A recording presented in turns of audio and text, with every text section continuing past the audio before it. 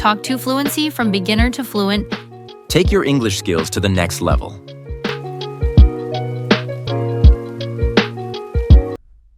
So let's say you memorize this brilliant answer about your hometown. They might then just pivot and ask you about something totally random, like pens. Precisely. Do you use pens often? What do you use pens for? Have you ever bought an expensive pen? Something mundane you couldn't possibly have prepared for. Wow. Okay, that's crucial then.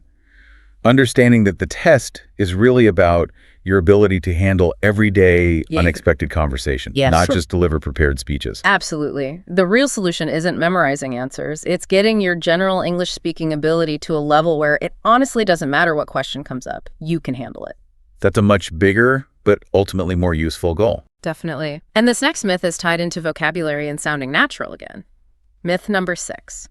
The idea that you need to use lots of idioms. Oh yeah, the idiom myth. Or even a specific number of idioms. You see those use 7 idioms to score band 7+ things. I hear that constantly. And students feel this pressure to just like shoehorn idioms into sentences where they sound completely weird. Totally unnatural, right? So what's the real deal with idiomatic language in the actual marking criteria? It's a big misunderstanding. How so? Idiomatic in the criteria doesn't just mean those fixed phrases like raining cats and dogs or break a leg. It means more than that. Much more. It means language that sounds natural to native speakers. That includes things like phrasal verbs, maybe some appropriate slang, common colloquialisms used correctly. Ah, okay, so natural phrasing, not just specific idioms. Exactly. Forcing idioms you barely understand, like saying, well, examiner, I'm over the moon that you asked me about pens. Right. It sounds incredibly unnatural. It actually demonstrates you don't know how to use the language naturally, which lowers your score.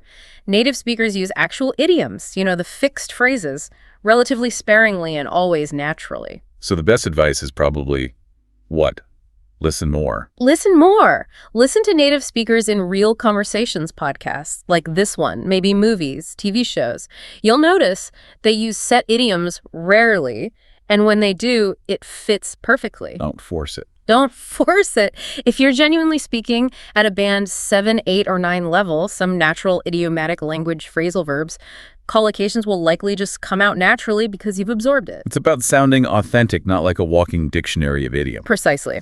And then for part 2, the long term, there's myth number 7. Okay, part 2. Students often feel they absolutely must talk about every single bullet point on the cue card. Right, and for a certain amount of time each, and in the exact order. Yeah, that creates huge anxiety, like you're failing if you miss one. That pressure to hit every point, manage the time perfectly, fearing you'll get penalized.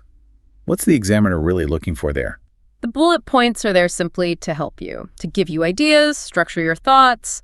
They're not a checklist you have to tick off. They're prompts, not rules. Exactly. Your main job, your only job really, is to speak fluently about the main topic on the card for about 2 minutes. Just keep talking fluently. Yeah. If you get stuck on a bullet point that feels awkward or you don't have much to say about it, your fluency will suffer. You'll hesitate, you'll stumble. So you can skip one if you need to. You can absolutely talk about other things related to the main topic. Just pick the aspects you feel most comfortable and fluent discussing. Keep the conversation flowing naturally. Okay. The examiner isn't testing if you can follow bullet points in order. They're assessing your ability to speak naturally, coherently, and at length. So basically, make things easy for yourself. Yes. Don't get bogged down picking boxes if it means sacrificing your fluency or sounding robotic. Focus on sustained, natural speech about the topic. That takes a lot of pressure off part 2, actually. It should. So, okay, if all those popular tips are actually wrong or misleading, what does help you get that band 9? Especially with fluency, which, as we saw, can be tricky even for really advanced speakers. Well, it always comes back to those 4 core marking criteria. You have to keep them in mind. Remind us. Fluency and coherence, lexical resource, that's your vocabulary, grammatical range and accuracy, and pronunciation. Right, the 4 pillars. Every single strategy you use should ultimately be aimed at improving one or more of those areas. Anything else is probably a distraction. And it's fascinating how that band 9 analysis video really hammered this home. Yeah. The speaker, remember, she got band 9 in pronunciation. Her American accent was just super clear. Great intonation, connected speech, word stress, everything. Top marks there. Band 9 in vocabulary, too, using those really precise natural phrases like draining a social battery. Yep. Grammar also band 9. Yeah. I mean, tiny, infrequent slips, but that's totally normal even for native speakers sometimes. Absolutely. Perfection isn't expected. But her weakest area, relatively speaking, was fluency. Ah, right. Why was that again? Mostly nerves, apparently. And overthinking. Trying Yeah. too hard to perform instead of just having a conversation. That's such a crucial insight, isn't it? Even with near-perfect language skills across the board, if you're overthinking or nervous, that internal cognitive load can still bottleneck your fluency and pull down the overall impression. Exactly. It really highlighted fluency as its own separate challenge. Which brings us perfectly to a potential solution, especially for that overthinking and fluency issue. Vinjiang's 3-2-1 speaking trick. Right, the framework. How does that help with the panic button moment? Well, you know that feeling, right? You get asked a question, especially an unexpected one, and your brain just freezes or goes into overdrive. Totally. Blank screen. Yeah. Or a million thoughts at once. Exactly. Yeah. That's the panic button. Your brain opens like a dozen mental browser tabs, scrambling for the perfect thing to say. It leads to rambling or going silent or just feeling completely lost. Yeah, not ideal in a test. Not at all. The 3-2-1 speaking trick is designed to short-circuit that panic. It gives your brain a simple, immediate framework to latch onto. It pulls you out of panic mode and gives you a clear, simple task. Okay, break it down again. 3-2-1 stands for. Right. It stands for 3 steps. Thinking about how to do something in steps. So if the topic was, say, avocados, 3 steps to prep an avocado. First, cut it. Second, mash it. Third, add salt, pepper, lemon. Simple. Okay. Steps. 2 types. Thinking in categories, like 2 main ways I have avocado smashed on toast, or maybe just eaten plain like a fruit. Types or categories, got it. 1 thing. Focusing on just one main point, an interesting fact or a strong opinion. Like, Yeah. the one thing about avocados is they're amazing if you're doing a keto diet. 1 key idea. Okay, 3 steps, 2 types, or 1 thing. Exactly. So how do you use this in the test? When the examiner asks a question. The moment you get the topic or question, you mentally choose one of those structures. Just pick one instantly. Don't think about which is best, just grab one. Just grab one. It gives your brain a simple pathway to follow immediately. It stops the overload, stops the rambling before it starts. Can you give another example? Say the topic is travel. Sure. Okay, topic. Travel. You could instantly go. 1 thing. The one thing about travel is, for me, it's just magnificent. Opinion. 2 types. Well, there are 2 main types of travel I do. Short regional trips and bigger international adventures. Categories. 3 steps. Okay, 3 steps to my usual travel. First, I plan it obsessively. Then I book everything. Then I just go. Steps. Ah, I see. It gives you an immediate starting point and structure. Exactly. It helps you organize your thoughts quickly so you can start speaking confidently and, crucially, immediately, keeping that fluency flowing. This seems like it directly tackles those fluency issues we saw in the Band 9 example. Oh, I think so too. Where the overthinking led to pauses, those audible fillers like by simplifying the idea generation with a framework like 3-2-1. You free up your brain. Right. You free up your mental energy to focus on speaking naturally and fluently, letting your good grammar, vocab, and pronunciation come through. That's the goal. It lets your existing strengths shine instead of getting blocked by cognitive overload. That makes so much sense. It's about managing the mental load. Precisely.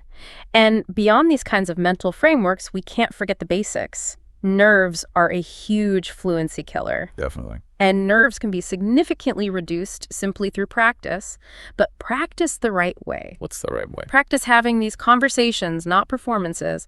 Maybe record yourself just talking about random topics. Use the 3-2-1 trick. Like mini test simulations. Yeah, but low pressure. Yeah. Then listen back, not like an examiner, but like a friend. Were you engaging? Did you ramble? Were you clear? That's a good tip. Less critical listening, more conversational. Right. For pronunciation, focus on the natural rhythm and intonation of English, not just getting every single sound perfect in isolation. And for vocab, keep practicing that 100% rule. Use your existing words precisely and naturally. Don't reach for things you're unsure of. So the big picture goal seems to be simplify your ideas, don't overcomplicate them. Exactly. That's how you unlock real fluency. That's how you let your existing skills flow freely, authentically. And that's ultimately what moves you towards that Band 9 in IELTS speaking. Okay, so to kind of wrap up our deep dive then. Yeah, True IELTS speaking success, it seems, is really about authentic communication. absolutely. It's about leveraging the English you already have naturally, understanding what the examiners actually mark you on. Fluency, coherence, lexical resource, grammatical range, and accuracy pronunciation. Right. And using maybe some simple frameworks like 3-2-1 to help maintain that fluency and coherence, especially under pressure. And definitely not relying on those debunked myths or trying to force unnatural techniques like memorized answers or too many idioms. Yeah. Here's a final thought to leave you with. Consider this. Your ability to communicate effectively in just everyday life, it isn't about memorizing lines, right? Or pretending to be someone you're not.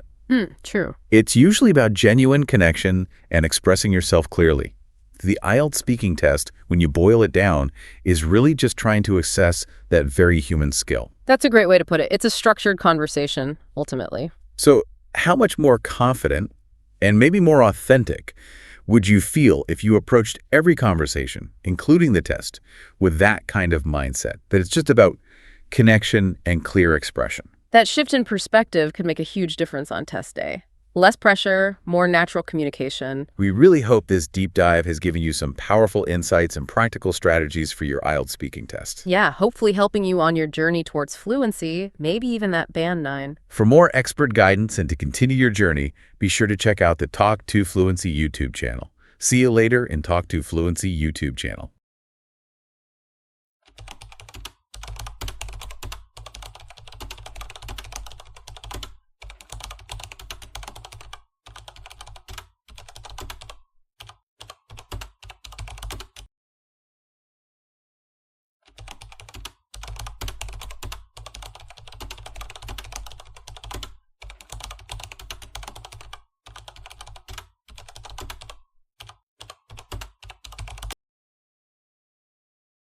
Talk to Fluency from beginner to fluent. Take your English skills to the next level.